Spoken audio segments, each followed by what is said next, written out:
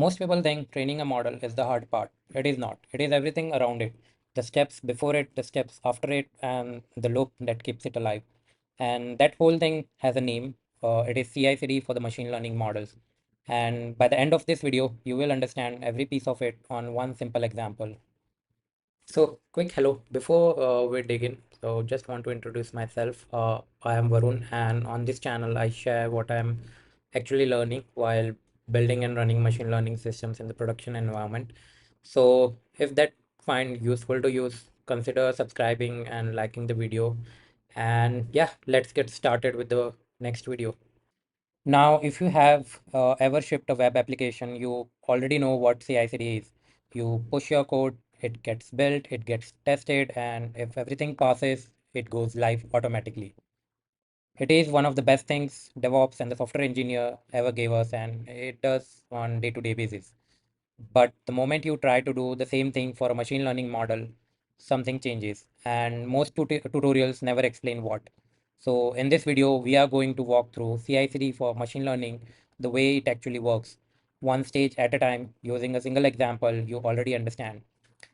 And that example is the ETA model, estimated time arrival for a ride. The little number tells you your car is 4 minutes away. We are going to follow what it takes to safely ship a new version of that model. From the moment something kicks the process off all the way to it running live and watching itself. So let us get into it. First, let us anchor on the thing you already know.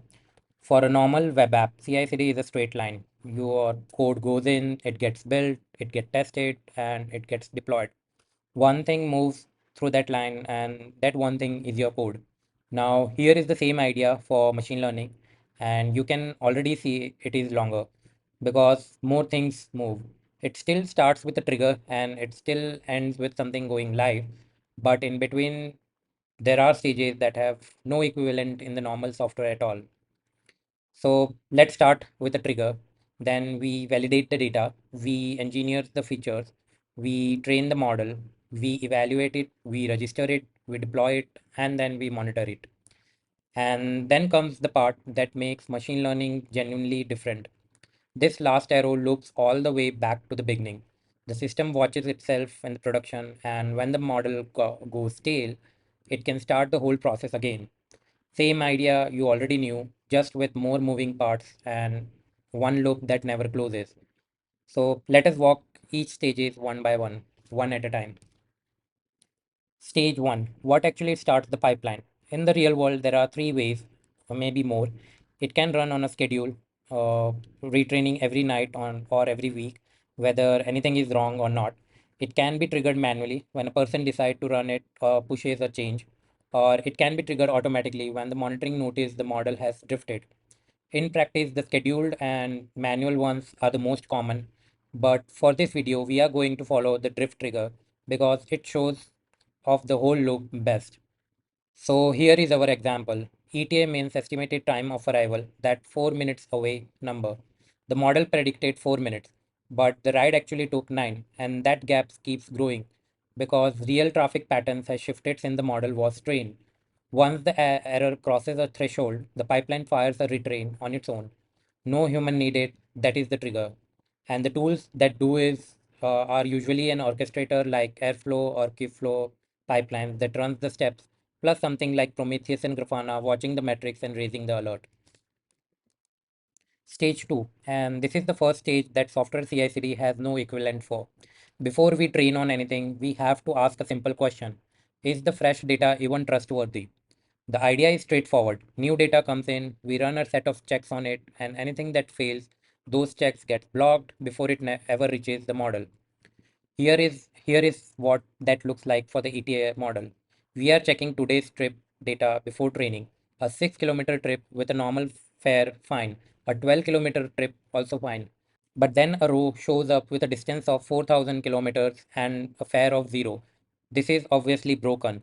So that row is caught right there. The run stops and the model never trains on it. In software, you would call a broken input a build failure. And that is exactly what bad data becomes now.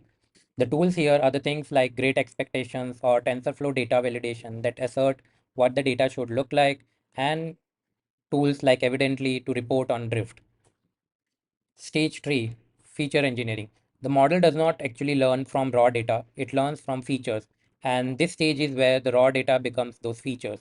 Raw data comes in, we build features out of it, and crucially, those features have to be built the same way in two different places. For the ETA model, the raw trip is just pick up and drop coordinates and a timestamp. On their own, those numbers mean very little. So we turn them into features the model can actually use, like the distance of the trip, the hour of the day, whether it's a rush hour, the day of the week, the traffic level, and the weather. And here is the part that quietly breaks the model. These features must be built the exact same way during training and during live serving. If the training side and the live side disagree even slightly, the model gets fed numbers it was never trained on, and the predictions fall apart. The tools are used something like Spark to build the feature, a feature store like Feast to serve them consistently, and storage underneath like S3 or a managed feature store on SageMaker. Stage 4, training. This is the stage people think of as the whole of machine learning, but as you can see, it is just one step in a much longer pipeline. The feature goes in, the training run happens, and a new model comes out. For our example, the model retrains on the last 3 weeks of real trips, around 2.5 million of them. And the important thing is that everything about this run is tracked, the code, the version of the data, and the settings. What comes out is a new model version, version 7, let's say an example. And this is the real difference from the software. The thing you produce is not a binary, it's a version model. And because every run is tracked, you can reproduce this exact model later if you have ever need to.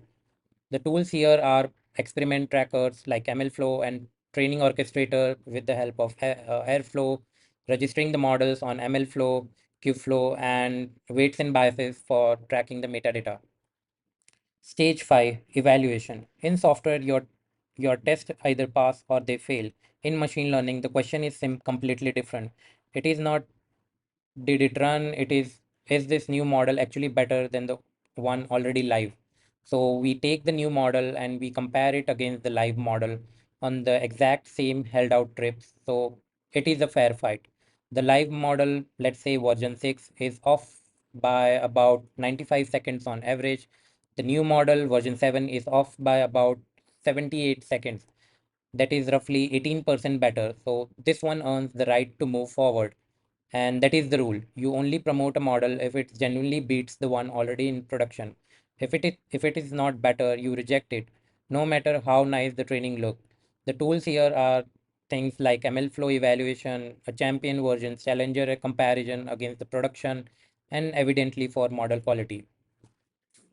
Stage 6, the model registry. Once a model has earned its place, it needs somewhere to live, and you need to know exactly which version is doing what. Every version is stored, each one is marked by its stage, and a version gets promoted with a clear approval. For the ETA model, version 5 is archived, an older model. Version 6 is the one in production, live right now, and version 7 is sitting in stage, approved and ready to be promoted. So the registry is simply one place that holds every model version and tells you without any guessing exactly which one is live. The tools here are the MLflow model registry or the managed registry inside SageMaker or the GCP Vertex. Stage 7, deployment, shipping the model but carefully. The pattern is you send the new model to a small group first, you watch it closely, and only then you roll it out to everyone or roll it back if something is wrong. So version 7 goes live for just 5% of the rider first, while we watch its error and its latency closely, which is called an kind of a A/B testing. If it stays healthy, we roll it out to 100%. If it turns out worse, we roll it back instantly. And that is the whole point. You never flip a new model on for everyone at once, because if it is bad, you want it to have only ever touched a few users, never all of them. The tools here are model server like Kserve running on Kubernetes, something like Istio to split the traffic for canary or A/B testing, and manage cloud endpoints as an alternative. Stage 8, monitoring. And this is the stage that closes the loop. Once the model is live, you watch it the same way you would watch any production system, but you are watching whether it is still right, not just whether it is up. You watch the live model, you catch drift or errors, and when things goes wrong, it fires the trigger again, sending us right back to stage 1. So we watch version 7. In week 1, it is off by about 78 seconds healthy. By week 3, it has slipped to 88. By week 5, it is at 96 and clearly drifting again. The error climbs, it crosses the threshold, and it fires the trigger one more time. And that loop, the system noticing it has gone stale and retaining itself, is the part that normal software simply never had. The tools here are your monitoring stack, like Prometheus and Grafana, plus Evidently, which feeds straight back into the trigger and closes the loop. So let us step back and name what we just walked through, because it has a name. The first half of this pipeline, getting a change validated, built, and proven better, that is your continuous integration. Shipping it safely out to a production, that is your continuous delivery. These two you already knew from the software. But the loop at the end, the system watching itself and retraining when it drifts, that is the third one, continuous training. And it is the piece that only exists in the machine learning, CI, CD, and CT. This is what CI, CD for model really means. And notice you did not need to memorize a single tool to understand any of this. The tool changes and there are always new one, but the stages do not. Once you can see the life cycle, every tool just slots into one of these boxes. If this gave you a clear picture of how ML models actually ship, the rest of this channel goes deeper into the individual pieces, monitoring, drift, serving, and more. And if there is a stage here you want a full video on, tell me in the comment sections. And thanks for watching. I will see you in the next one. And as always, tag along till then. Thank you. Bye bye.